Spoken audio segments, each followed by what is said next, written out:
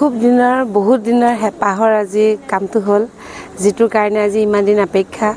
2024 চনৰ শিৱৰাত্ৰিৰ পিছতে মন্দিৰ নিৰ্মাণ কাৰ্য আৰম্ভ হ'ব বুলি ৰাইজক জনাইছিলোঁ। কিন্তু যেতিয়া ভগৱানে নিজে ইচ্ছা কৰিব, তেওঁ যিটো সময় দিব সেইটোৱে আচল সময়। আৰু অৱশ্যে মই তাৰ মাজতে যোৱা বছৰ কৈছিলোঁ, তেতিয়া মই কৈছিলোঁ যে বাবাই যেতিয়া আমাক দিব তেতিয়াই হ'ব। আমি এতিয়াও কৰোঁ বুলি আগবাঢ়িবলৈ সাজু আছোঁ, কিন্তু আমাক যেতিয়া তেওঁ দিব তেতিয়া আজি সেই দিনটো হয়তো তেওঁ দিছে, আৰু সেইকাৰণে আজি এই দিনটোত আমি উপস্থিত হ'ব পাৰিছোঁ আৰু এইধৰণে তেওঁৰ কাৰ্য কৰিবলৈ আমি আগবাঢ়িছোঁ। কিমান দিনৰ ভিতৰত নিৰ্মাণ কাৰ্য সম্পূৰ্ণ হ'ব বুলি ধাৰণা কৰিছে? আমাৰ ধাৰণা 3 বছৰমান লাগিব চাগে, কিন্তু এই 3 বছৰ আমি ইয়াৰ পৰা নি আগৰ গেটখন মানে তাতে তেওঁক আমি 3 বছৰৰ কাৰণে মানে অস্থায়ীভাৱে আৰু স্থাপন কৰিছোঁ।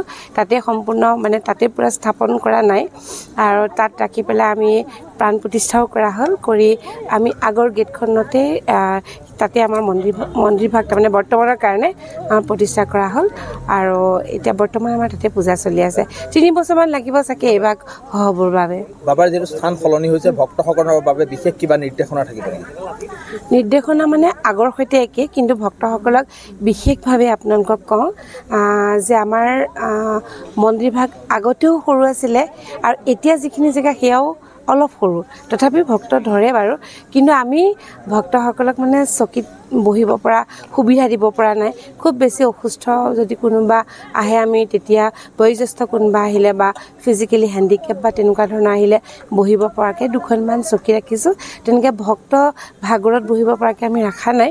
গতিকে আমাৰ মন্দিৰ যিহেতু 8টা বজাত খোলা হয়, ভক্তসকলক মানে বিনম্ৰ অনুৰোধ জনাওঁ যে আপোনালোকে 8টা বজাৰ আগতে নাহিব, কষ্ট পাব। কাৰণ 8টাত খোলা হয়, আৰু 10 বজাৰ পৰা নিৰ্মালী স্থান খোলা হয়।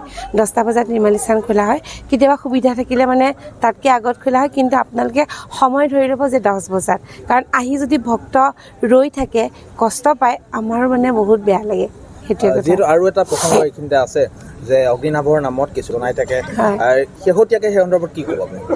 একদম শেহতীয়াকৈ আপোনালোকক সকলোকে জনাওঁ, যিহেতু বহুতো ফেক একাউণ্ট খুলিলে, মানে প্ৰায় 10-20 লাখমান টকা তুলিলে তেওঁলোকে। গতিকে আমাৰ অনুমান এটা আছে, আমাৰ মেছেজবিলাক কিছুমানে ভুল একাউণ্টত দি পেলাই আমাক কয়, আৰু বাবাৰ পইচা কোনো হজম কৰিব নোৱাৰে বাৰু। তথাপিতো মই কওঁ, আমাৰ যি মন্দিৰৰ নাম্বাৰ, আপোনালোকক বিশেষকৈ এই নাম্বাৰকেইটা দিওঁ। এই নাম্বাৰকেইটা দিলে মানে সকলোৰে সুবিধা হ'ব, যিহেতু মোৰ মুখেৰে যিকেইটা নাম্বাৰ ওলাব আপোনালোকে সেইকেইটা বেছি ভাল পাব।